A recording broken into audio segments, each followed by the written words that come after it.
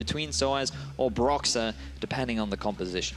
All right, well, Fnatic have actually decided to ban out the LeBlanc, and, well, that's a champion that we've seen some pretty explosive damage on. Nukeduck is a pretty explosive mid laner, so I think 2 and 2 together makes a lot of sense, and there is your predicted Elise ban. So we'll see what Broxah ends up picking here. Ooh, so an early focus on the Braum rather than the Gragas. I feel like Vitality will use this as an opportunity to get themselves the big fat man. And again, because of how great he is at being flexed between both jungle and top, because of just how safe of a pick he is, he's just a very easy thing to first pick. But Fnatic are saying, we really valued having this strong support in the bottom lane. I expect them to go for something like the Sivir once again.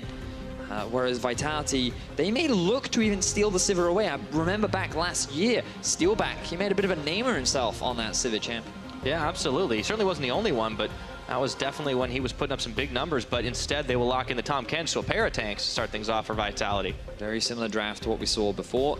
Wouldn't be surprised for Fnatic if they go for a Lee Sin right now for Broxah. He has had a lot of success with it in the past when his debut performance was on that champion. And he can have a lot of early game impact and look to pressure the Gragas. Yeah, was most played champion in summer, but he goes for one a little bit less, not too much though. It is the Kazakhs locked in.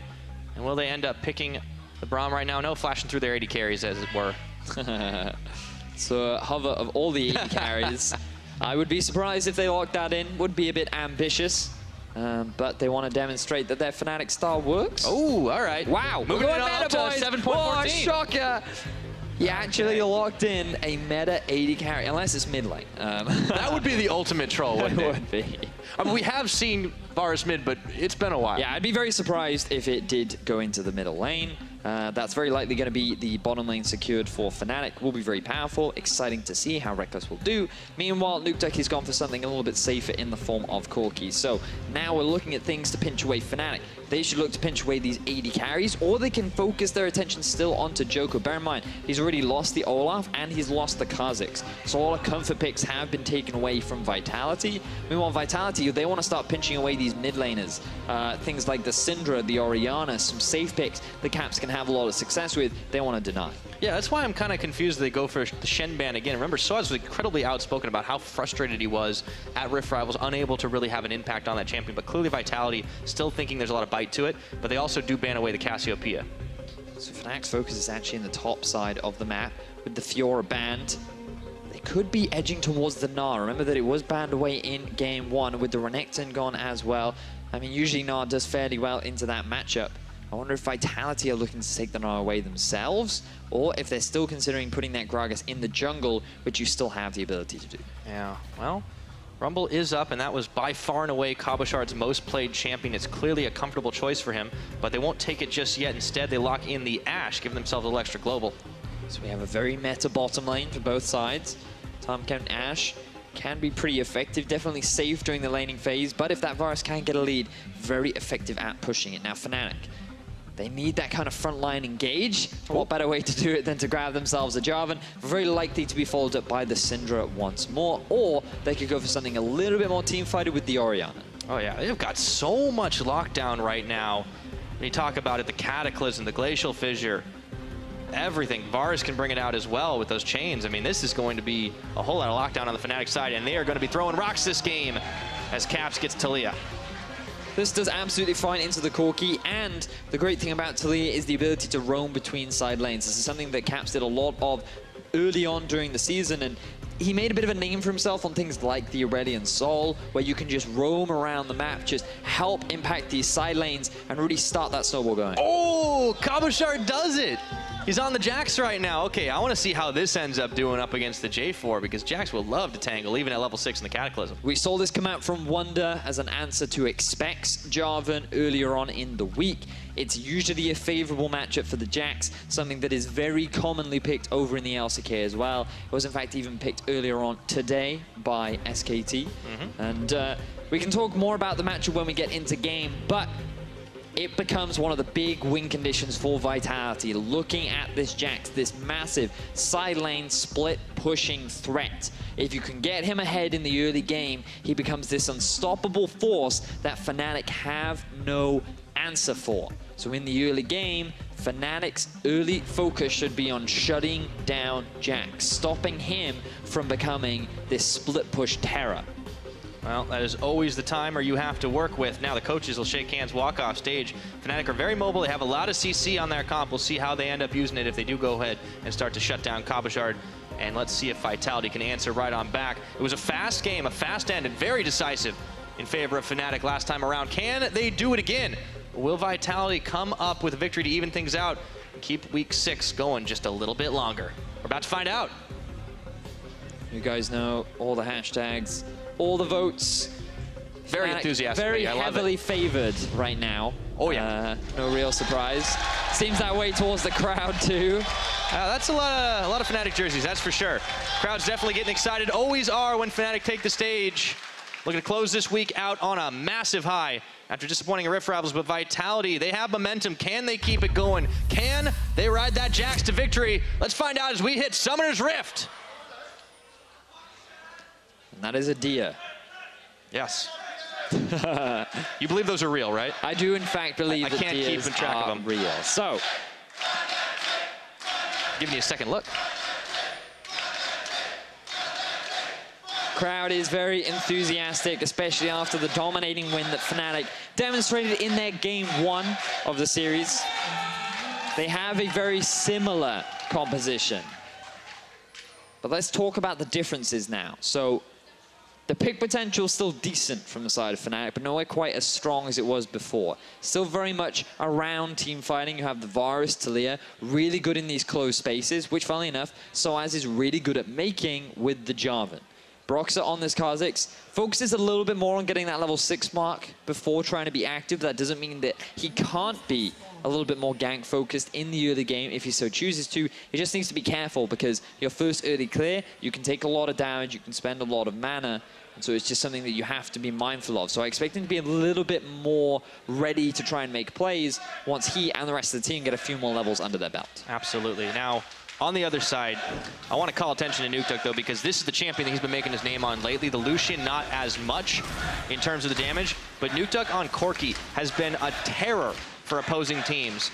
And this is where they're pulling out all the stops, saying we have got to be able to take it to these guys. So I feel like the fights from Vitality are also going to definitely be coming. Not just picks, not just side lane. Yep. Completely agree with you. Looking forward to seeing how Vitality can answer. They do have the Ashe down the bottom lane. They've already gone that early... Well, no, they've actually done the opposite. They haven't gone for an early push. They actually set up the wave, so they started pushing against them. So they denied a tiny bit of farm away from Fnatic's bottom lane, which means that Vitality should get a much earlier level 2 compared to what Jesus and Reckless can get. Sometimes you stay a little longer in the jungle to try and help your jungler out, and you might lose out on that XP yourself. Up in the top, though, you take a look at that level difference as Cabochard's already on 2. Soaz pushed back under tower himself. And I want to take this opportunity to talk a little bit about this matchup. The thing about Jax is he actually has to do nothing. He can look to jump in and trade aggressively, but the reality is Jarvan can never go all in onto the Jax. The reason is every time he jumps in, you give a free stun over to Cabochard, and as you try to walk away, Cabo can then leap onto you as you're retreating, so he's always going to come out ahead on that matchup. The only time that Jarvan can look to trade is if Cabo uses his stun too early on and tries to jump on top of his face. Now, he's just used the counter-strike that has a very long cooldown early, but he feels a gank coming. Game sense as well. He certainly had a lot of attention last time around, but he's not fully retreating just yet. Wants to see if he can pick up a little bit of farm, but Soaz keen to deny him here. As we see Broxah moving on into the Vitality jungle, taking a few Krugs as he goes, but he could be back for the top lane very quickly. Just going to steal away those Krugs for the time being. And this is an absolute fine lane. So remember, win conditions for Vitality. Getting this Jax ahead. They still have really good scaling with the rest of their team, but the primary goal will be to use the Ashe to find picks and the wave clear that both Corki, Ashe, and Gragas can provide to deny Fnatic as this 5-man unit rather, from just running down mid and trying to force a fight. All right, Broxah spent a lot of time up in that top, but he didn't find an opening to really go in as Soaz started pushing away. Did steal away some of those camps, and of course, Joko having backed away, he's going to find out that he doesn't have a whole lot left to go back to for the time being, but Cabochard's still hanging out just fine in this lane. They just want to keep that clock rolling, and meanwhile down bottom, Steelback and Vander are giving Jesus and Reckless a hard time off of that start. Yep. So Fnatic, they have the early push up top sides. Mid is fairly even, whereas bottom lane is struggling after the super leash that they gave early, but also the constant harass that you get from an Ashe from the very low mana cost that she has on her W. So you're constantly being forced back, always under pressure as Caps look for a bit of a roam. Yeah, that's what you're talking about. Talia is capable of doing and doesn't step into the vision of the Scuttle Crab for the time being, but will step into the brush. And of course, Nukeduck not seeing that one in the lane, definitely informing the teammates that, hey, Caps might be going around places. Now Joko is coming up to the top. See if Soaz ends up checking a little too far forward. No wards in this brush. All right, Counter-Strike. Oh, flash followed through. Joko incoming a little slow, gets the belly bop, and he throws down the barrel. It's going to be first blood over to Cabochard. Clean kill on to Soaz. He does have his TP, so he can very quickly rejoin the lane, but it doesn't matter because the snowball has begun.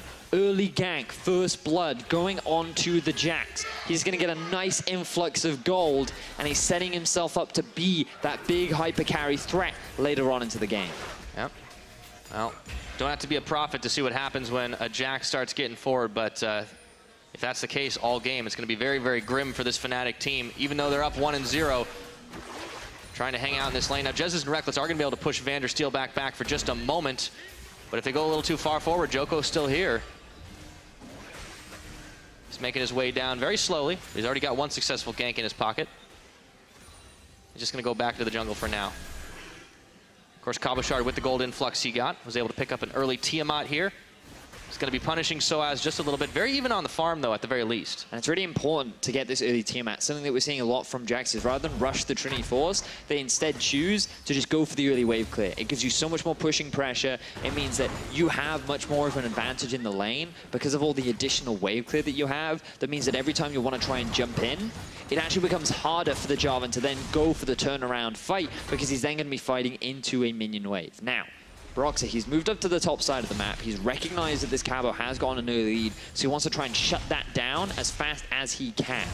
But I like this from Cabo. He's just sitting under tower. However, Caps, he's going to be building himself a wall, surfing right on over, and now without any summoners, even with the Counter-Strike, he gets bopped onto the threaded volley. Caps trying to finish the job, but he hops over it, and looks like Nukeduck coming in for revenge, but not in time.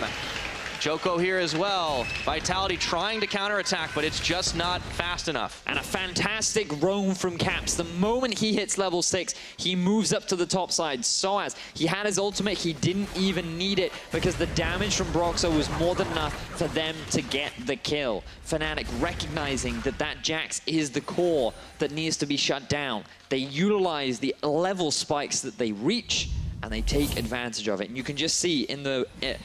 on the bottom half of your screen, there was just not enough vision from the side of Vitality. The push in mid had allowed Caps to get to a position to roam up to the top side before Nukeduck could answer.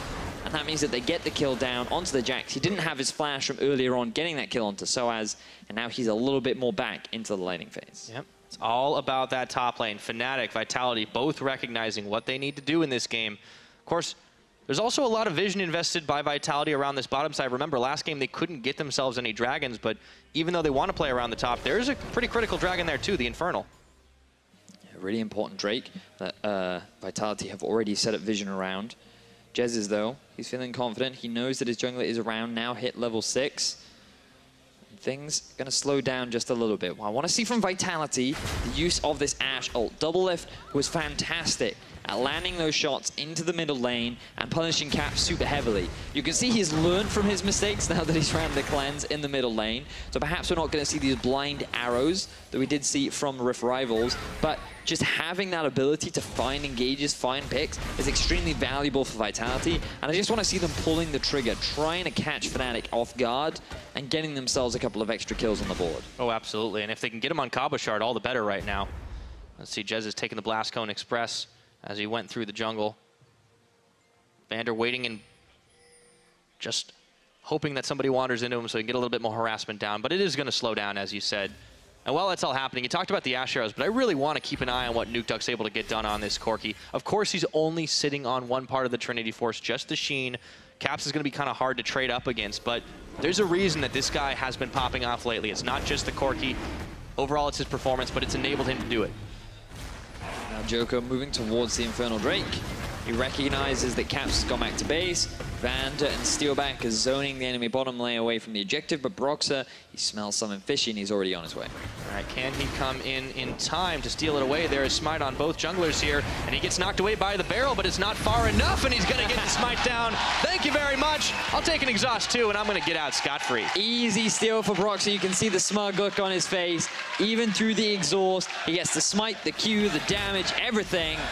Easiest steal of his life. Yeah, and you could see on the other side, Joko was just like, it's like a kid on Christmas. That was a coma face palm right there.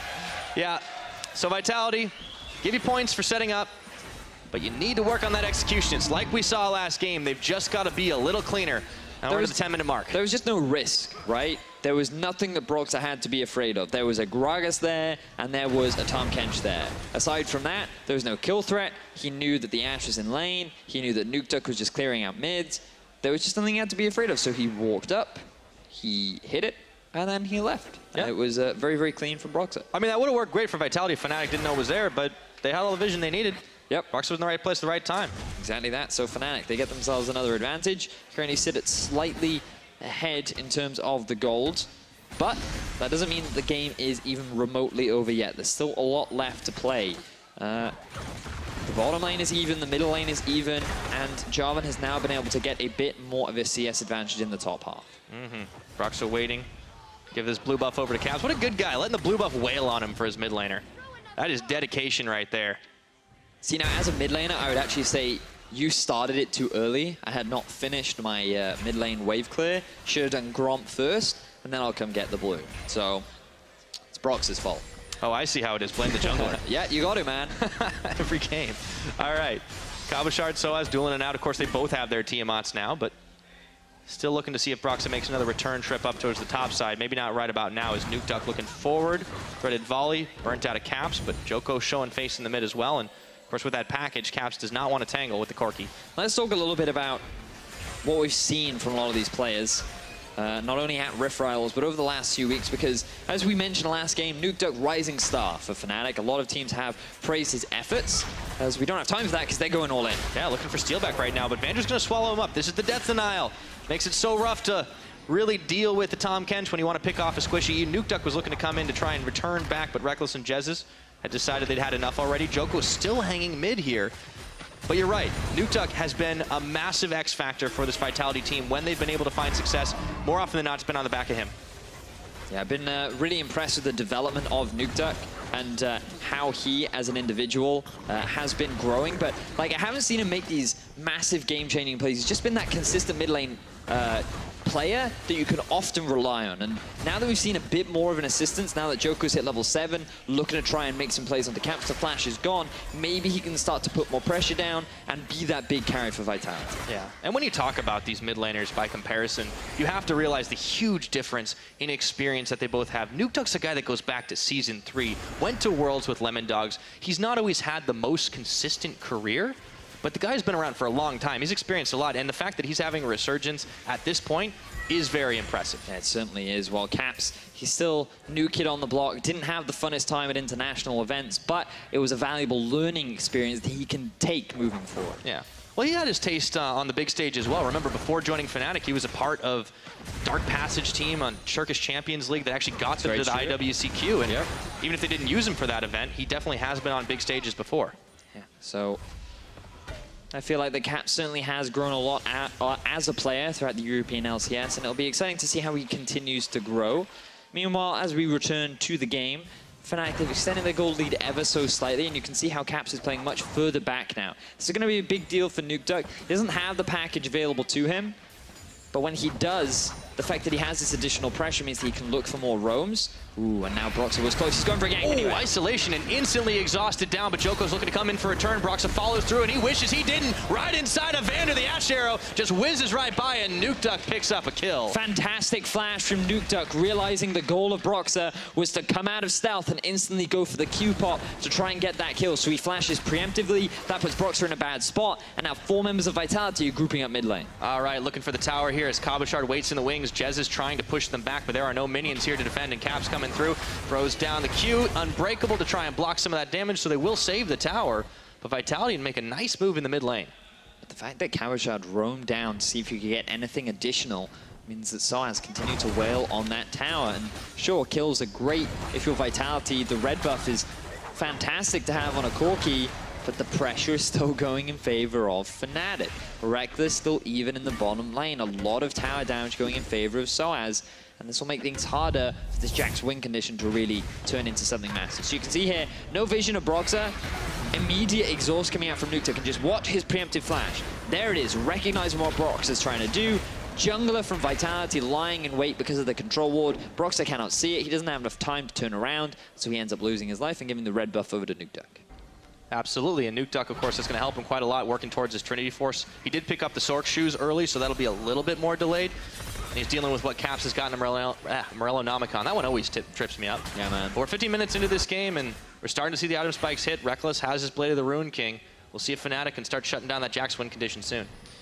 Well, things certainly looking good for Fnatic. 15 minutes into the game. Slightly harder for them to be as proactive as they were before, but they still have a great means of forcing fights. Arrow coming out. Oh, Broxah within inches as he looked to try and steal away a blue buff, and Caps is coming in for some help.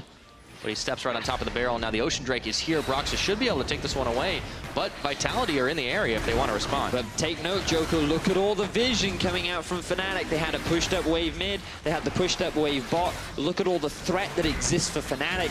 This is how you properly set up for a dragon, because Vitality do not feel comfortable face checking, and there's always the risk of them getting collapsed upon. So Fnatic will have a little bit extra sustain outside of those team fights to work with thanks to the Ocean Drake. There'll be another Infernal spawning when it comes up next again, but Fnatic cleanly taking objectives away.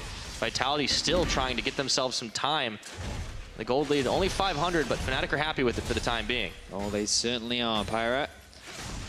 Fnatic looking very good in their game one, continuing to do so, but at least Vitality feeling a little bit more confident, not falling under quite the same early deficit. And they're just being patient. They know they scale extremely well. Corki, massive late game damage threat. Same for Ashe. This Jack side lane can be extremely difficult to deal with. So they're fine just buying time, playing the waiting game. If they get a pick here and there, that's even better for them. But they don't have to force anything. It's when they get to the 2 items that they really need to try and utilize this 1-4 or 1-3-1 that they built for themselves. Yep, they could certainly rely on Nuketook for damage output for the time being. The Rockets are flying. With his Trinity Force, it's going to be difficult for Fnatic to really break this line, short of killing Nuketook.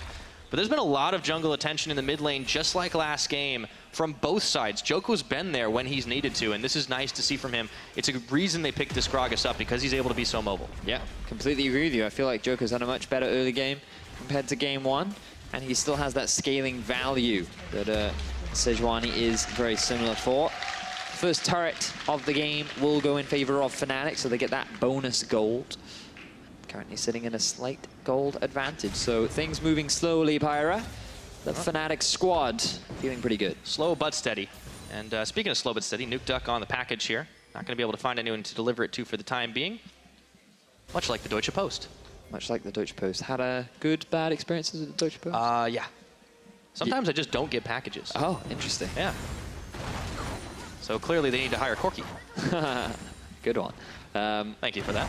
So Baron going to be spawning in about 2 minutes time. Likely not going to be a massive point in contention for the time being, but you will see teams start to invest a bit of vision as they move the bottom lane of Fnatic now to the top side of the map, because... Oh, good flash from Caps. Yeah, he's really been quick on the trigger right now. He comes. But, ooh, the package Valk back away the other direction. I don't know. He doesn't want it. I want to say that was intentional from Nuketook. He didn't want to commit too hard. Now they've baited Fnatic in. Here comes Cabo. Oh, Cabo hopping on, but he gets knocked back. An insta-cleanse from Caps once again, but he's got no more summoners. Tries to ride the wall, but he knocks them all back, and it looks like Nuketook's going to be able to finish him at the end of the day. And Broxah getting caught up for just a second. Soaz pops them both in the pit, and Nuketook with a blast cone going the wrong way. As in comes Reckless, forces him to flash back. And he's got the chainsaw, and finally it's gonna end.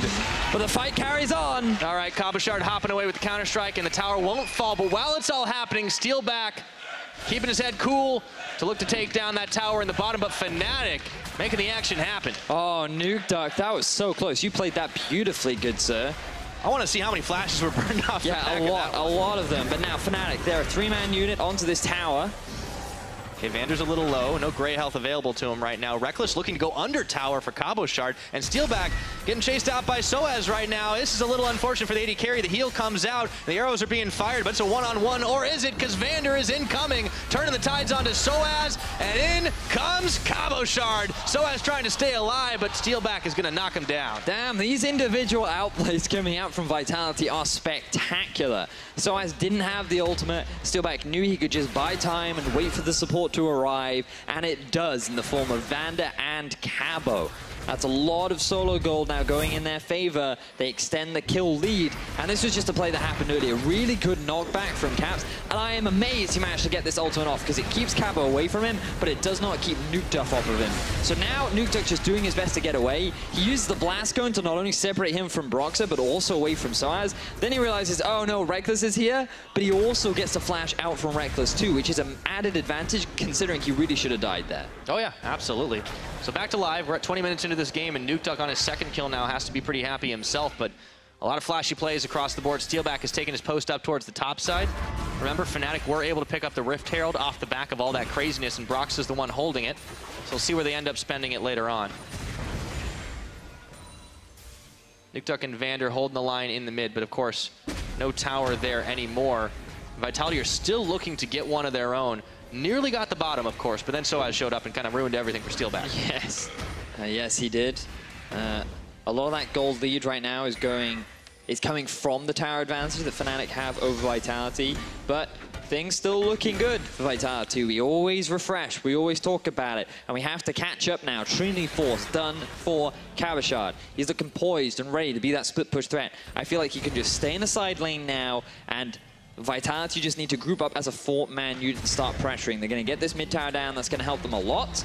And they just need to have a little bit more control over their sideways. They need to always have them pushing in favor of Vitality. So I want to see them now move Steelback and Vanna top side, stop pressuring onto that tower as the TP comes in the river. Ash Arrow, it's going to land on a Reckless. He heals preemptively, and all of a sudden Joko is here. The big arrow from Nukeduck, and now Cabo Shard is hopping on in after the TP. Will they be able to take down Jez's? Yes.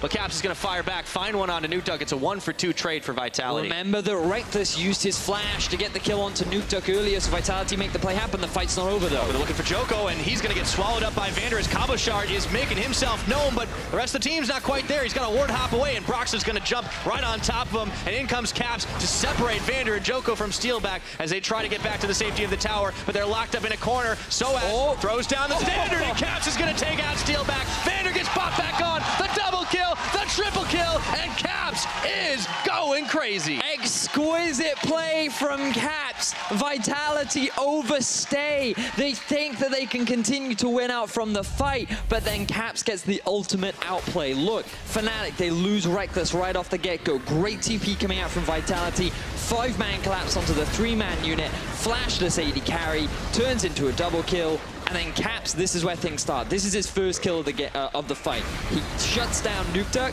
and then they think, oh, okay, this is a 4 versus 3. We can go for this. We think we can challenge it. But no, Caps' positioning was beautiful, always sitting on the outside.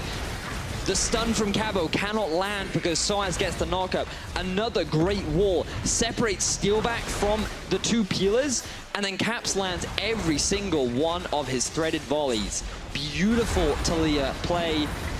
And just very impressive teamfight win for Fnatic. And even tanks up through all of that on the tower. Now Vitality will manage to find themselves an Infernal Drake, but this is a consolation prize because Fnatic got the Baron, got the top tower, got the Rift Herald, and they are steamrolling ahead. Yeah, Fnatic, they have everything now to just siege onto all these structures. That gold advantage is snowballed into a 10k lead, and Fnatic are looking poised and ready to take the 2-0 in this set.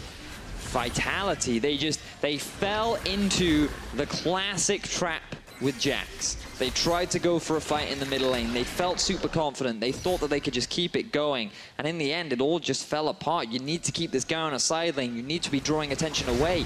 Never go for those 5v fights. Just be happy with the pick and then just reset and start pressuring these towers across the map, which Vitality have still only been able to get one off. Yeah, not a whole lot they were able to do last game either. And we're starting to see Fnatic rolling on ahead. It wasn't as big of a lead, but looking great for the Fnatic team. Joko says, that's mine. Try next time. Yeah, nice steal there from Joko. Dragon did just go down in favor of Vitality, so an Infernal apiece for both sides.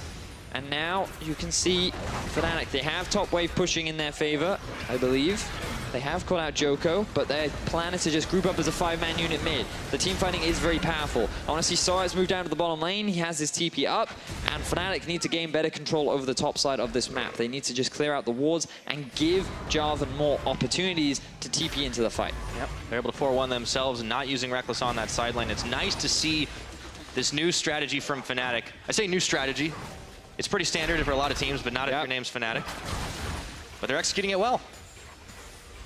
He's going for the Static Shiv on that Varus, but really not been the main talking point. We wanted to see growth from Fnatic, and I feel like of the 3 teams so far, Fnatic have shown the most amount of growth in the shortest amount of time.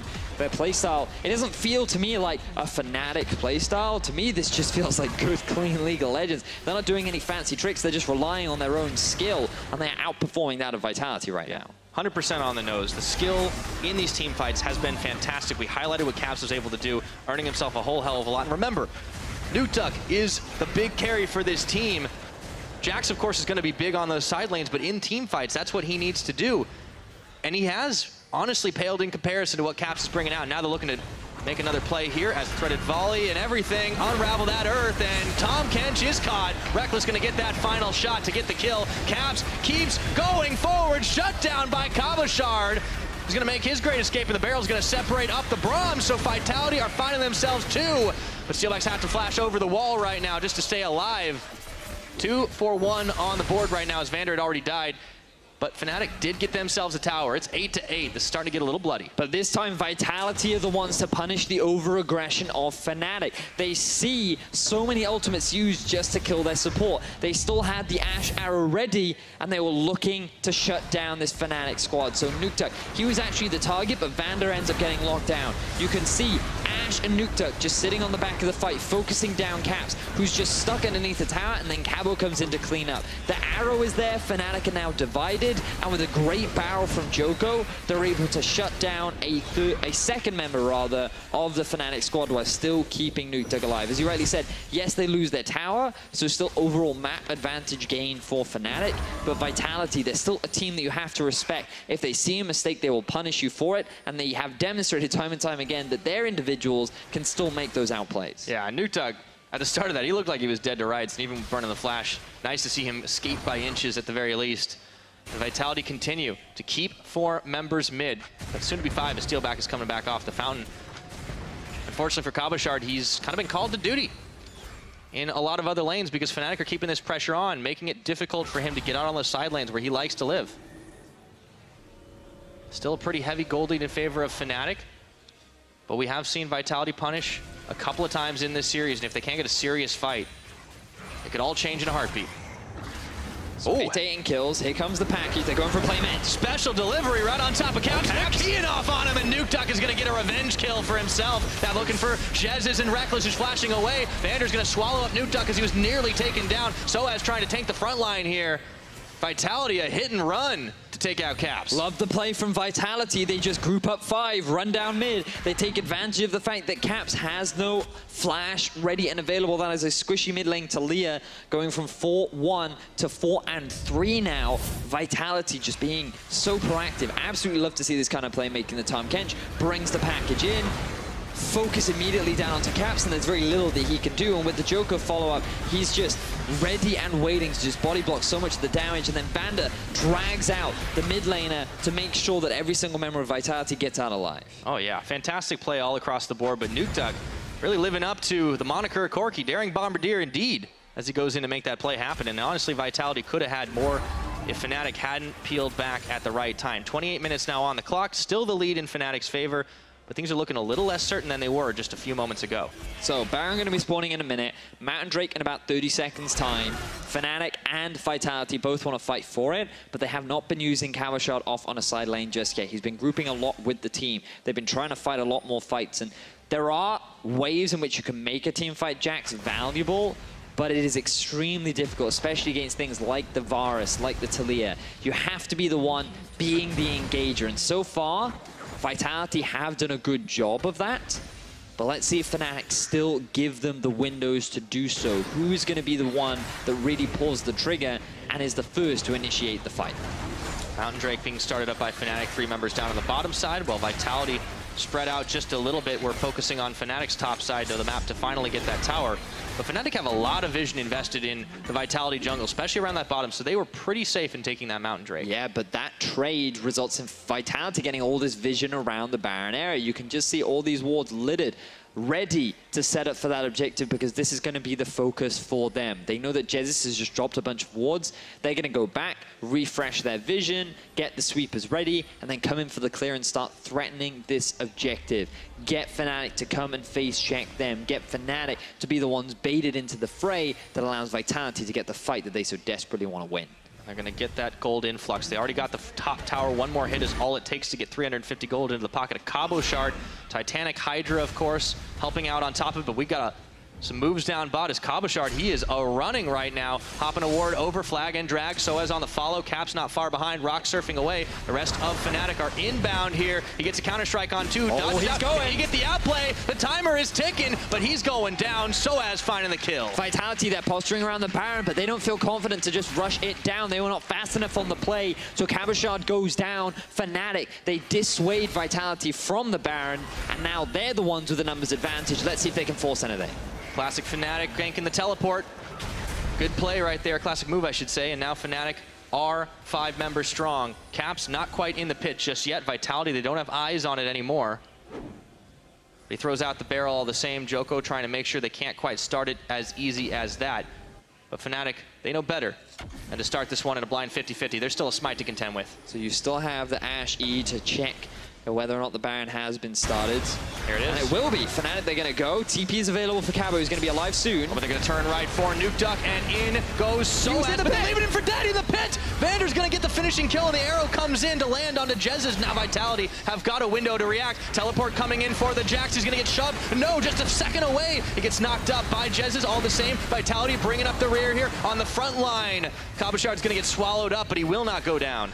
So both top laners come in with no follow-up, but Soaz goes down, Cabo does not. He loses that TP, Soaz's is now available. That means that Fnatic are in the better position to try and force this fight while having that split push threat on the other side of the map. But let's look back. Soaz goes in, the rest of Fnatic cannot reliably follow up because of a great barrel coming out from Joko. Completely denies the engage, and things are looking absolutely fantastic for Vitality at this point. But great disengage. That's the word I'm looking for. Great disengage from the side of Fnatic, making sure that they stay out of range of the stun from the Jax, and they're able to get away with 4 members, and no Baron goes down to either side. All right, so that TP advantage, that's going to come up clutch right now.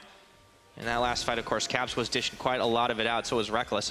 Vitality, though, they're the ones who have control over the Baron pit, but Broxah waiting in the wings. Jezza's, Reckless, all looking to collapse, but Nuke Duck's here. Who is baiting who? That's the question as the crab goes down. Special delivery for Nuke Duck, dodging out the threaded volley of Caps. In comes Cabo Shard, but he just gets a stun onto Jez's as they knock him back into the team. But Soaz tags his way in, looking for steal back, turning around. The arrows are firing. Nobody's gone down just yet. Vitality not too keen on it, but Cabo Shard, he certainly is. Nuke Duck with a finishing kill. Can they do it? Cabo Shard, oh so low. They're rooted up on the chains. Everybody's bleeding out on Vitality's side. Reckless flashing forward, takes down Steelback, and Fnatic looking like they win that fight by inches. Extremely close fights for both sides. A single flash determining who will win out on the side. Reckless getting so close to shutting down Joko. They're just going to rush this Baron down. They've got to be able to do it. Joko, no chance for him to really get in there and smite it unless he goes in unseen. Here we go, here we go. Control ward. It's going low. Joko, can he flash and dash in time? He's not even going to try it. So Fnatic, they force Vitality back 1 for 1. They're going for the chase. Yeah, Nuke Duck, Vander, they thought they'd face check a little bit into this one, and now they've been split up. Vander's gone down to Broxah. Nuke Duck stopped up on the fissure. Broxah looking for 2, but it's Soaz who claims him. Vitality scattered. And now Fnatic, they've just gotten themselves 2 additional kills. They have the Baron buff. Soaz has TP, and this should be an inhibitor going in favor of Fnatic. Oh yeah, they've got a man advantage, or several as it were, and a TP coming in for Soaz means that Joko and Cabo Shard can't really stop this from happening. Steelback coming off with the home guard. Soaz, though, is going to dissuade them from doing a damn thing as the inhibitor is going down. 33 minutes into this game, Fnatic want to close it out. Are they really going to go for the end? Very risky. They go on to Joko. Yeah, he's able to dash out of the pit. It's all right. Soaz, the barrel's going to knock them away, but just with 1 inhibitor and a handful of minions, they're trying for it here. In comes Cass.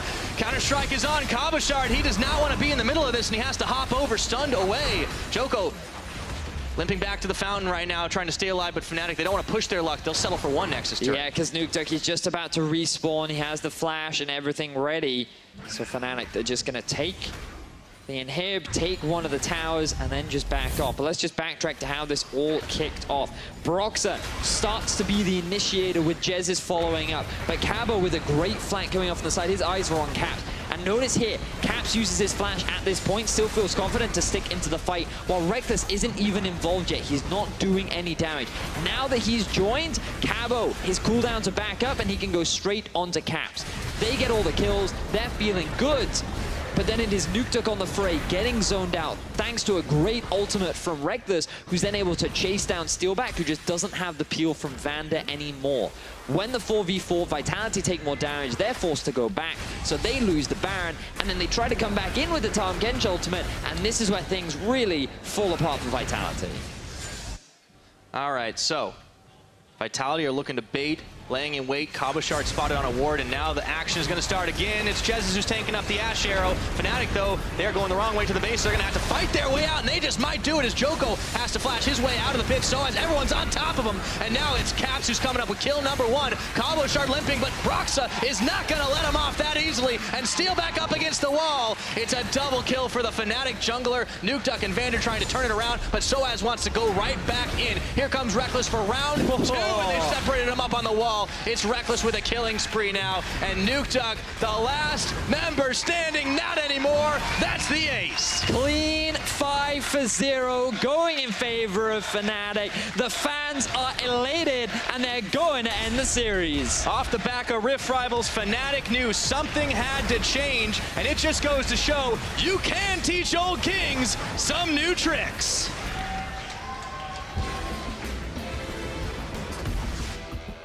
Elation on the side of Fnatic, and a well-earned 2-0. And everybody in the stands happens to be happy about that one. Vitality, they definitely brought it in the mid-game to that of Fnatic. They had a good scaling comp. The Ashe and the Corki were doing a lot of damage, but this Cabochard, he never really utilized the Jack-off in the side lane. It's, again, the second time we've seen this. Splice kept bringing him into these team fights rather than utilizing his side lane threat. And I feel like that teams are just afraid to play this kind of 1-3-1 style. They're much more interested in just grouping up and fighting. And I just wonder why this Jax is always the pick of choice. Because it's so much better off in the side lane. You could see that, sure, Cabo was making a lot of great plays, but once the fight was drawn out, it just wasn't working out for them. That melee champion being thrown against all these ranged DPS characters just melted through him. He ended with a scoreline of 4-4-4. And you look across the side of Fnatic, my God, so many standout performers. Want to give a big shout out to Jez as well, because those walls so many times were so clutch, so fantastic, mitigated so much of the damage, and Fnatic were able to have a fantastic performance. Oh, 100%. Give Jez a lot of credit because he was tanking up arrows as well as damage, so honestly, when they were able to group together, that team fight that Fnatic had was nigh unstoppable.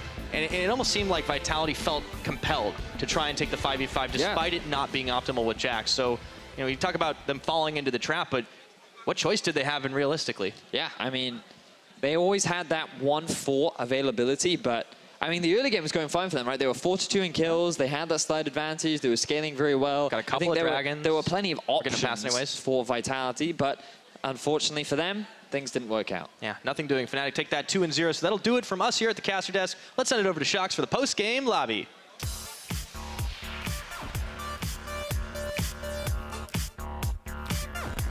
Well, welcome everybody to the post-game lobby. I'm joined by Stress, Amazing, and Cosq from Mysterious Monkeys as, well, we're going to break down everything that happened the last week over in the EU LCS, so right here actually, after Rift Rivals. And we are also going to get a couple of words with the victors of the latest series, which is Fnatic. We'll be waiting for that, but first I want to speak about that series because a very convincing win in the end for the side of Fnatic when we thought it would be a much more competitive one. Amazing in the end, even in game 2. They just looked much crisper overall. Do you agree with that? And why do you think Vitality wasn't able to do anything? I think Fnatic was more clear on what they have to do in the game and actually understood their win is way better. And I think the way that they orchestrated, especially game 1, was really interesting, that they were able to counter all the mid ganks and were still like answering the pressure and getting pressure back on the map. Even even though Vitality put up a fight and were actually coming in with game plans, which is something that I was really surprised by, because Vitality in general seems to be a team that is really passive almost in comparison. And this series, they really showed a lot of promise, as in the activity levels on the map, their actually playmaking potential and shot calling seem to have been improved. But Fnatic still had the upper hand, because every time Vitality made a mistake, Fnatic capitalized on it and just crushed them. Capitalized on it. And this is exactly what we needed out of Fnatic. Considering how big everybody was talking about the Fnatic lineup coming into Rift Rivals, I think a good performance against one of the rising teams in the league helps them out significantly now. It basically tells their fans and themselves as players that they can react like this, and partly offsetting a lot of the presence in mid lane that we've seen quite a lot. Caps was camped heavily at Rift Rivals. This time, Broxah was there, helping him out. Caps held his own as well. So a lot of the things that went wrong actually went right today. With that, also, every team that went to Rift Rivals from EU won their series this week, but we're going to talk about that a bit more later. Coscu, player of the series is Caps, and we were looking at Nukeduck versus Caps because, in our opinion, Nukeduck, and he still is, he's a great player and he's been doing phenomenally. So why do you think in this series Caps had the upper hand? I think because in game 1 he kind of avoided the ganks. Like, he got ganked multiple times and he only died once from all those ganks, and he did well in that. And in Talia game he played just really well. He had a lot of damage and was exactly there when he had to be, and used his ultimate pretty well. So Yeah, it will be super important for him as well, because Caps in particular was a player who, he even sent out that tweet in the middle of Rift Rivals, C9 woken a monster or something like that, but he was never able.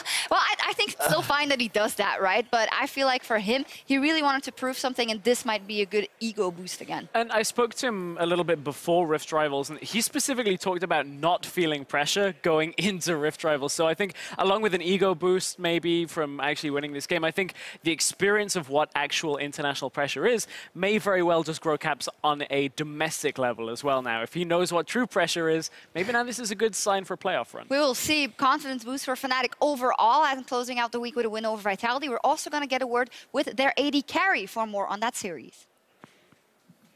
Thank you very much, Shox. I am joined by Reckless here. So let's talk a little bit about Rift Rivals. You just won a series over Vitality, but I think the thing that's most on people's mind, Kennen, pretty consistently in Rift Rivals. Now you're pulling out the new AD carries in this series. What kind of prompted this change for you? Well, Kennen got nerfed in 7.13, and Rift Rivals was the first official games we had on 7.13, so I was kind of just maybe stuck in like the old patch. I'm not sure. Like, we had really good scrim results, so I just thought maybe it's still fine, you know, like maybe the changes didn't affect it too much. But then at Rift Rivals, you could clearly see that it wasn't like working out. So in the past week, we've just been trying to like not necessarily change everything up, but try a lot of new stuff so that we're more versatile in the future when these kind of tournaments come around. Because if we're playing so many games back to back and we're not able to adapt, we will definitely like get punished against good teams.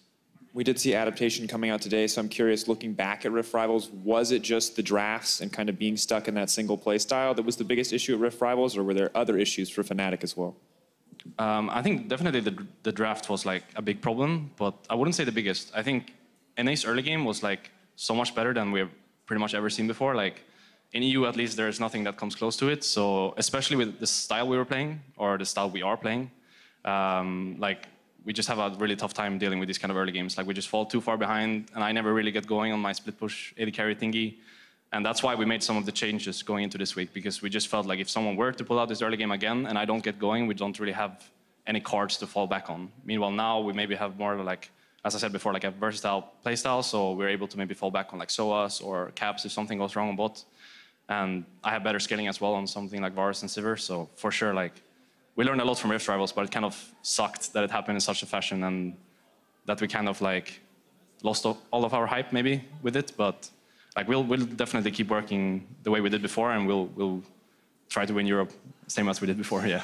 Definitely on the path to building some of that hype back up with some pretty solid wins over Vitality today. Now, looking forward for Fnatic, improving some of those individual things, improving that flexibility looks good for you guys, but what are the immediate goals outside of kind of learning to deal with that aggressive early game that you saw from those North American teams? Well, as I said, I think the biggest thing we're working on right now is that we're not so reliant on me doing my thing that I did before. And we're much more like able to adapt in the game as well, because some games like at Rift Rivals, they were just having so much jungle pressure on bot, and I wasn't able to like pressure the lane at all or do my Kennen things in the lane. So yeah, we just had nothing to fall back on, and now we've been trying to like be more like broad as a team and able to play around pretty much every lane, every player, and like maybe in Spring Split it didn't work out, but now I think it will because everyone has improved so much and we're so much better now as a team. So like for sure it's going to be much better now. And as you could see here, like there were some good signs, especially in game 1. Yeah, definitely saw some fantastic plays across the team. Early aggression from North America seems to be a consistent thing that kind of trumped Europe out across Rift Rivals. How do you practice and prepare for that when it's the European teams that weren't able to match that aggression? Where do you find that practice here in EU? Is that something that teams are now looking to improve, or is that something that you have to find a way to kind of emulate?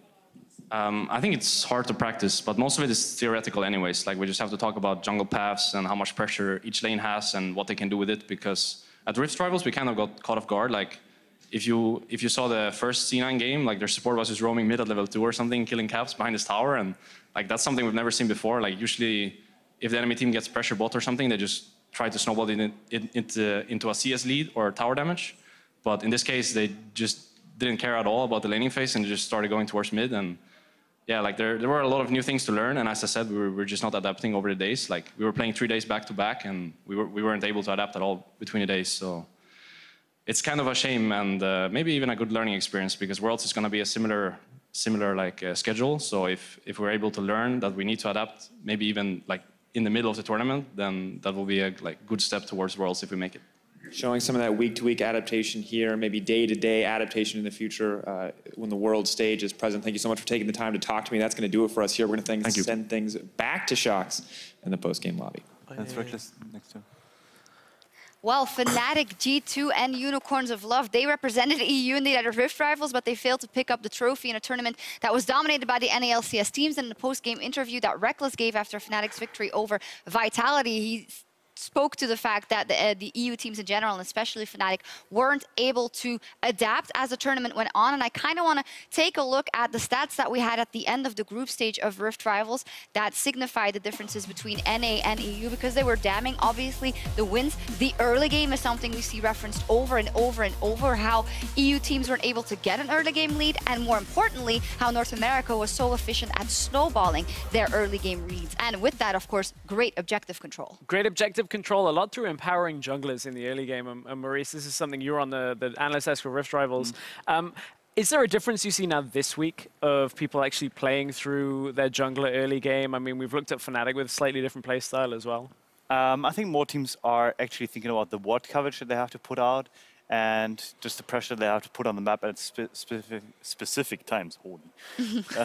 That it's like a lot of the schemes that are that any teams have been running, as in like, you know, they exactly know when to put ward coverage, where to put it, and how to pressure, is something that you learn by practice, and you actually like keep repeating that and everything like that. So EU teams probably copy that now and actually have been more adamant about getting the ward coverage at the right times. We saw even in the Vitality game that Vitality had 2 ping birds on both side lanes, on both sides of mid, and basically were able to roam off of mid or roam into mid at any point. So yeah, like we've definitely seen improvement, and I think EU is more into playing into schemes now too, and I appreciate that a lot, because it gives you a stronger base to work off for later stages of the game. And specifically about Fnatic, I mean, we're seeing a lot of this vision control around the mid lane, and Fnatic have been playing more around mid lane. This is a team that only ever went to the side lane on a Kennen or a Tristana during Rift Rivals. Now Fnatic picking Sivir, picking Varus, and just going, okay, Reckless, you've done this in seasons gone by, sit mid, we'll try and start fights in mid and actually get objective control. So it's a drastic shift for Fnatic that worked out very well So today. it's kind of a combination from adapting to the meta and playing different champions, even though Sivir is not particularly in meta, but apparently also not bad. But because of the pick, you have to sit mid because you just can't 1v1 someone in the side lane. Sivir, anytime you need a scaling AD carry, is still going to be just as successful with a couple of buffs to the attack speed items. She's also decent, okay? I don't think any team is going to first pick Sivir or highly prioritize, but I like seeing people trying to play different AD carries like Fnatic. They're always a little oddball. Yeah, definitely in terms of mid lane priority, we just saw that there was a lot of that during Rift Rivals, and we see more and more of it. Cosq, we saw G2 back there played versus Splice, and Perks went absolutely off. He did get some help from the jungler, as always, but he just seemed to leverage his advantage more than he had. Do you feel like he looked different than he did at Rift Rivals? I think they look stronger, yeah, for sure. Also, but I think also, yeah, he was like playing mechanically better than the enemies. And he got a lot of, yeah, their vision was better, so you could get a lot of free, especially the LeBlanc game. he got a lot of free kills off because they had a vision and he could just one-shot everyone. Yeah, so I think, yeah, better than Rift Rivals, how it went there. Yeah, that wasn't difficult. Of course, we see the stats there, 12, 25, and 20 at Rift Rivals, and absolutely killing it on LeBlanc specifically versus Fleiss. That's something I've been advocating now for a few weeks with this G2 slump. They remembered LeBlanc exists as a champion. They'll play more Syndra. They'll play more of these early game champions, and that's where Perkz look the best. Sure, he can play Orianna, he can play the Corki, but empower him early on, he will carry through a game, and then if you need Sven in the late game, we'll always know he's reliable. It is kind of hard to say from those games, though, when your mid laner snowballs so hard and can carry on his own. It's kind of hard to say where the macro improved, but amazing. We were talking during the show a lot about G2 and the fact that you feel that in terms of 1-4, they've always been good. They've just never had European teams that are as good as they are, but NA teams are better. Yeah, basically what happened at Rift Rivals is that EU teams got the reminder that 1-4 is actually a playstyle that exists, and G2 was always advocating that playstyle, and due to them having no enemies in Europe actually playing that style, they had no chance of practicing. So if you run 1-4 against 1-3-1, the thing that's going to happen every time is that at some point you're going to outscale and then you win team fights. But against 1-4 versus 1-4, you have to be way more crisp on the ward timings, you have to be way more crisp on the rotation times, and you will probably lose a lot of team fights in scrims because you underestimate the opponents or you overestimate your own damage. So other teams actually picking up the style right now in Europe gives them the opportunity to basically better themselves and actually have opponents to practice against and then bring that towards Worlds. And not only that, we've seen if it's difficult to do, to set up the warding that you're talking about, Tahm Kench is 1-4, basically painting by numbers. Every time this champion has ultimate, he goes on whoever's the one, and you just start the fight. If it's a 1-3-1, you can just start the fight mid lane and just kill everybody. Seen it this week, expecting more teams to pick it up. Well, you talk about that, about the 1-4, or just all playing on the mid lane. The Unicorns of Love is a team that we haven't touched on yet, and I didn't feel like there was that much of a difference in the way they played this week. But amazing, you were also mentioning that you felt like they played more controlled. I have a hard time seeing it just because it still came down to a lot of hard team fights in their matches. So what makes you say that? What made me say that is that I think they kind of like shut down a lot of opponents within the early game, as in like they actually were crisper that during that time. They had more ward coverage on mid lane. They allowed Exile to actually not die 15 times. So like, just the early game was crisper. But then when like the game becomes more random and you actually have to do way more individual decisions, like or in the moment shot calling, is when Unicorn still struggled. And I don't think that is necessarily going to change too fast. But I do think that them having like Xerxes actually playing early game champions in comparison to his late game scaling champions that he usually prefers is a good sign for them, because Xerxes is extremely good. Like, I'm actually surprised by the things that he does in scrims, and his jungle pathing is extremely crisp. But due to the fact that he has a love or whatever it is for those late game scaling champions, he doesn't really get anything out of it. So that means his early game strength is wasted. So I like that they put him on a list this week, and I hope to see more. Well, it was nice to see that. Obviously, Exile was a player that we were looking at, CosQ, because he's had a couple of struggles this split. He has died a lot. So do you think it is just better from the Unicorns of Love that they put Xerxes now on in a list that can actually pressure some of the ganks or counter gank him? Will that enable him to do more in the game? I think so. I think he will, of course, die less than he did in Rift Rivals. Yeah, that's for sure. And he will be able to play more aggressive if he play aggressive champions. And he will be able to rotate more or something, because if Gragas, for example, if they play like scaling late game champs who don't have any aerial pressure, he can't really do much. He cannot rotate with his jungler or fight with his jungler if the enemies are stronger. So yeah, maybe we'll see improvement in that. We've already started to see a little improvement. He actually is now down to, on average, 2/3 of a death per game in his series this week, down from 2 in the Rift Rivals group stage.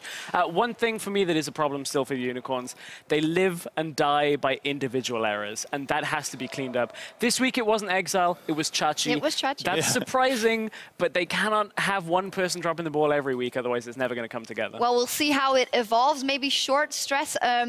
All the teams that went to Rift Rivals and that we were disappointed with, they beat good teams, well, good teams that were just below them or around them in the standings, because G2 was obviously 3rd coming into the week, but they were able to beat out Splice that had looked good beforehand. Misfits weren't able to win versus Unicorns of Love. Fnatic pretty much crushed Vitality, so what does that tell us? I think it tells us there were learnings that come from Rift Rivals. I still maintain that if they'd played the same style coming in, they probably still would have won just at how strong the teams are. But I think just the fact that they have learned is a good sign for the likes of G2 and Fnatic specifically. All right, well, we'll see how everything evolves and what our Rift Rivals teams can do as they continue their fight for a spot in the playoffs with a lot left to play out here in the summer split.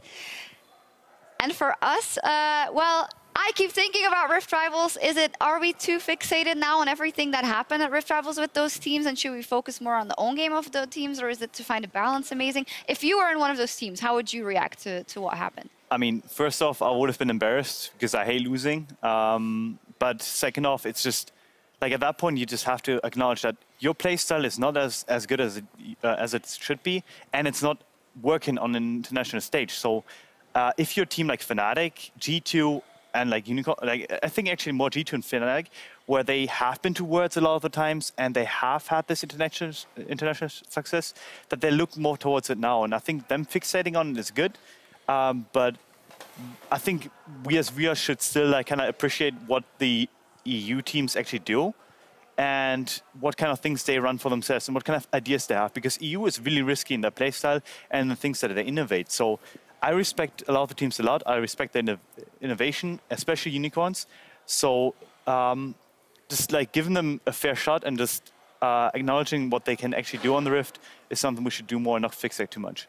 I'm kind of interested now with specifically Mysterious Monkeys, you know, CosQ. You're a player that plays things that are a little different. You see the Katarina come through, the Cassiopeia. Speaking of Rift Rivals and what we learned about the early game, is that something you look at and you say, okay, I need to address this too? I may not have been there, but it's my region's style. Or do you kind of just keep playing your own game? Honestly, I haven't. We were scrimming a lot, so I haven't honestly watched a lot of Rift Rivals games. But I think like the champions that they play there and how they play is just also like they're way better in communication, you know, than probably like the new teams. So they have like, yeah, they're just better in communication, so they know how to set up things better and stuff like that. Yeah, and of course we kind of have to learn from that, I guess. Yeah, it's interesting though when you talk about the Mysterious Monkeys, because I was asking myself this question when you see Kikis coming in, obviously with cool champions, interesting champions, but it doesn't seem to me that a team that is building up, that is learning, when you throw in a Kali in the mix, it's very specific skill set, obviously very coordinated in team fights and in the split pushing. Is that making it a bit more difficult for yourselves, or how do you see kind of that in the context of the team? I think Akali was actually fine, but it's just like the way how we executed again, like it's because we were kind of winning the game, but then how we executed team fights and our planning and stuff and how we set up stuff is just way worse than like experienced teams. So I think it could have worked out, but I don't think it's always have to be by the meta, you know. I think you can also go off and make things work, like Unicorns, for example. So yeah. Sure, amazing. I mean, I think the game itself, like I think the Akali pick and especially like playing against, as he already said, against better teams or more experienced teams or more established teams, like as an underdog, you can have to throw in a couple of curveballs. So actually like going by the meta makes the enemies already be prepared for you. So like throwing in the Akali, throwing in like whatever Aatrox we had at some point, and the Mordekaiser, these kind of things. Yeah, like while they may not seem that great in the moment, like making the enemies rethink the game and actually having to like rethink the priorities within the early game is really good for underdogs. And I think I wouldn't be surprised if we have more of that coming in, maybe from other roads, but yeah. Yeah, I'm a fan, and it seems to be working out for you guys because you're picking up more and more wins. And it makes it difficult, as you said, for them to ban out against you. Yeah. I mean, Kikis, all he had to do was play like 2 or 3 games of Yasuo and solo queue in preparation for Faxi's Nara, and then they ban it out. I kind of want to talk CosQ, and I don't want to open any kind of wound or anything, but after you guys qualified, a lot of the on-air story was that you personally have been trying to qualify for so long, and now you're here. You're old. I just want to ask you how you feel right now on the growth of improvement as you as a player, as an LCS mid laner now. Like, are you where you want to be? Is there any growth that you are kind of waiting still to see? I would say not exactly, because the thing is, when we qualified for the LCS and we weren't with this lineup, we had another lineup, you know, so it was like how we were playing stuff was kind of straightforward and wasn't with people knew from other people what they had to do, you know. It was like kind of synergized, like people knew what other people were gonna do, so we didn't have to communicate as much and when we were like diving and stuff like now. But if you play with like new members and stuff, and like they don't expect the same thing from what you expect from them. You kind of have to communicate stuff, and then stuff are going like really wrong, you know. So kind of that's kind of have to build up. But I think it's going better since the last few weeks, especially also with champion pools and that kind of stuff. And it's gonna get it's getting better every week right now after the changes. After the change, well, it looks to be going on the up and up. Before we move on to the standings, I do want to put a spotlight on one other team, and that is H2K. They went up against Roccat, and they absolutely demolished them. There's no other way to put it, and that was kind of hopeful for me to see, because H2K was obviously one of those top teams that was at the top of Group B before Rift Rivals didn't go to Rift Rivals, and we were looking at to make a statement. So is H2K the best team in Europe right now? Oh, not this again. Oh, no sweeping statements 1 week back. Well, 23-minute average game time in this series tells you that they are significantly better than Roccat, as you were talking about. And I think we really have to wait to see H2K going up against the likes of Fnatic, G2, and back into group play against the Unicorns, because that realistically is going to tell us where they're at. Yeah, I mean, just You just agree? Okay, cool. We're just going to jump in. Let's take a look at the standings. H2K obviously at the top there still, but Unicorns of Love also picked up a couple of wins. And then it's getting interesting, because Vitality now dropped that match. Mysterious Monkeys are hot on their heels. What do we realistically think is possible for the Monkeys? I mean, realistically we need to win some more. Yeah. We need to win more. Like, but I think that the 4th place is within reach. I'm not even sure if Vitality is going to be ending up on the 4th place. I think they may actually, like, they're actually good enough to be on the 3rd right now. Like, I actually think they're really good. That's what I keep hearing. I mean, that's what we heard even before Rift Rivals from a lot of people. Like, their 1-4 is just incredible, because, like, Amado has always been good at establishing, like, this base for them, and for other teams too. And, like, the rotations that they do are really crisp, and they just fought against way better teams. You know, Fnatic is no shame to lose to. But yeah, for us, 4th place, ideally 3rd place. I don't think we can go higher than that. Well, this is only your first split in this configuration, so we'll be tracking that. And we speak about Vitality a lot. And, well, one player is very influential in that lineup. And over the first 6 weeks, we've been naming our player of the series for each matchup. And let's check out some of the individuals that have impressed us so far this split. No big surprises there. Nukeduck, well, for the first place at least, for as much as I heard people speak about Nukeduck. Power of Evil, Samus, and 7 players. I didn't know that nickname. But, well, at least I got some laughs. So what do we think their Power of Evil, for me, has been an absolute standout player Misfits, even with their struggle. So I think that is correct there. And Samux is the most consistent player of the Unicorns of Love. So is there anyone you're missing in the top 3? I didn't play enough games. Well, you had one today, so that is one. I think, so I don't want to take away from you. I voted for Kikis today on Player of the Series, because I think, and the reason why is he is such a drastic impact in every single game you guys play. The enemy have to respect it. So I think with more wins for Mysterious Monkeys, we'll see a Kikis creep up that leaderboard. But I'm just happy to see that you guys are actually successful with the play style that you're going, because it's exciting to watch. Various voted for Amazing. You voted for Kikis. I voted for Dreams. Someone else voted for Yuki, so everybody voted for it. No one votes for me. Fortunately, no one voted for it. No, I was just kidding. I was just kidding. Well, with that, we have good players, but we've also seen a lot of good plays and good candidates for LCS Big Plays of the Week. And it's time to check out the very best. Here are your favorites, brought to you by Acer. First up, the Norwegian Bombardier Nukeduck got a pentakill as Corki in Vitality Series against Roccat. And G2's mid laner Perks now has a new challenger for his lane kingdom.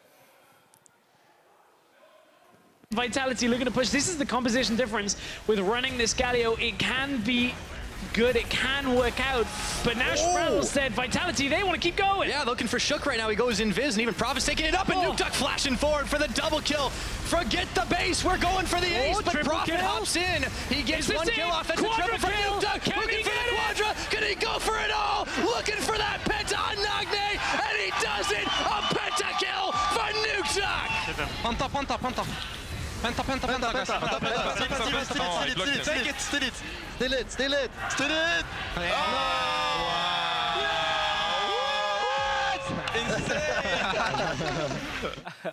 Nothing brings a team together like a pentakill. Obviously, Corki, so strong right now, so Nukeduck is great, but Koskyu, you also were saying during the previous game, like, Corki is just intense now, and so... I think he doesn't have many bad matchups, just that Casio can kind of pressure him, and Oriana a bit too, like, it's hard to lane, but for the rest, I don't think he has really bad matchup, and he scales really, really well, and does a lot of damage. Yeah. And it's not the hardest champs to play, I think.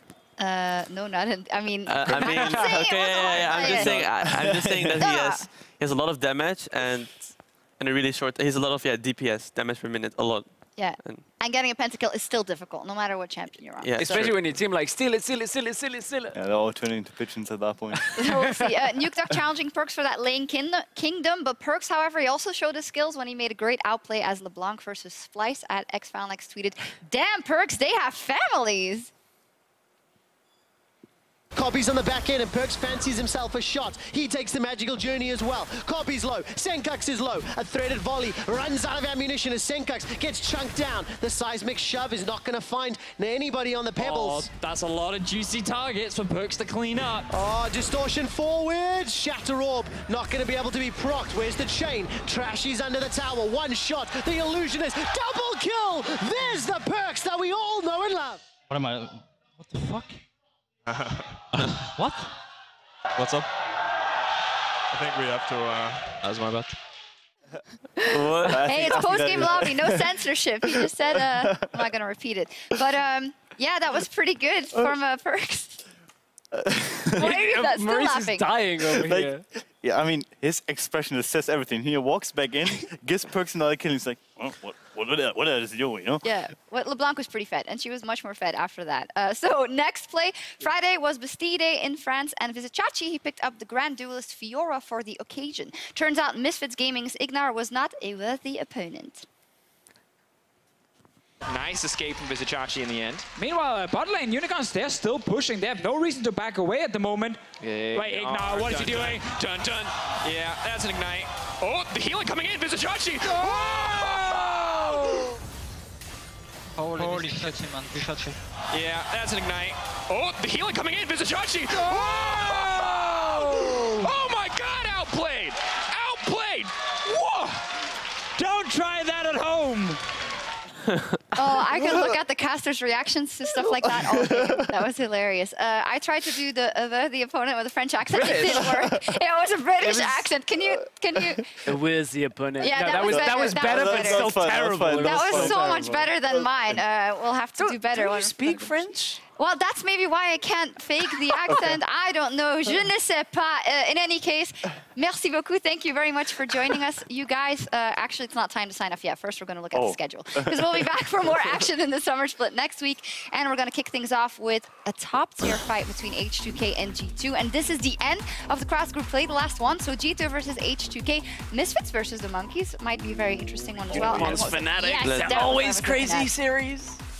So at the end of cross-group play is going to prove to be very, very interesting. What do you think of your opponents for that week? Misfits?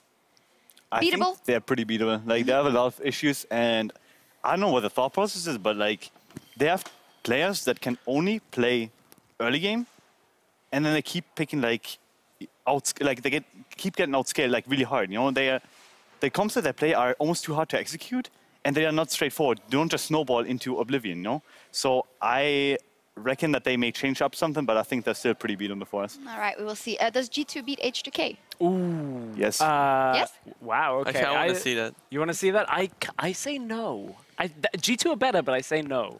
Okay, well, we're out of time, so I'll ask you about that next week. That's Thank you guys. This time I was a bit quick on the trigger before, but for joining us tonight, CosQ, Amazing, and Stress. It is time for us to call it a night from Berlin. Thank you guys very much for watching, and join us back here next Thursday for week 7 already of the Summer Split. Have a great night. Cheers. This top lane Amazing's coming Foxy, through now. chain CC goes in, knocked back. Foxy now in trouble, already burned the flash. Goodbye. That is going to be first blood for Mysterious Monkeys. Dreams goes in again for some reason. Foxy knocks the team back. What an ultimate. Rockcat now poised to take the fight. No hope left. Jinto flash, Jinto flash, Jinto flash, Jinto flash. Kill Nada, kill Nada. End the game, end the game. That is going to be the game 1 win for the Mysterious Monkeys. Nice. I stack a list. Nice. Yeah, nice. It is simply not enough. Betsy, is he going to turn back? No chance to use the hill. Rockcat, the gold lead means nothing when Mysterious Monkeys just outplay you. Ow! We have GA with Nar. Here. Nice.